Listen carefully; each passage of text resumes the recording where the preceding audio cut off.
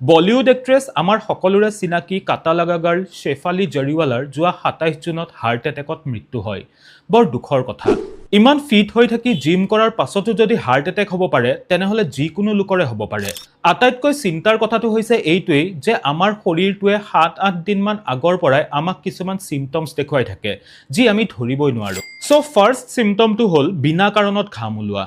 চাওক, নৰ্মেলি আমি কিবা কষ্ট কৰিলেহে ঘাম ওলায়, কিন্তু একো কষ্ট নকৰাকৈ ঘাম ওলোৱাটো হাৰ্ট এটেকৰ এটা ডাঙৰ ছিগনেল।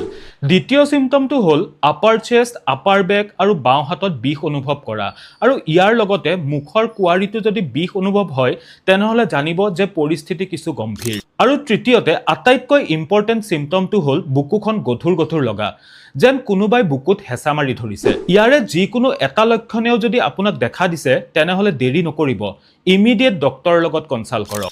এই ইনফৰমেশ্যনটো সকলোৰে লগত শ্বেয়াৰ কৰি দিয়ক। ইয়াৰ পৰা হয়তো কাৰোবাৰ প্ৰাণ বাচি যায়,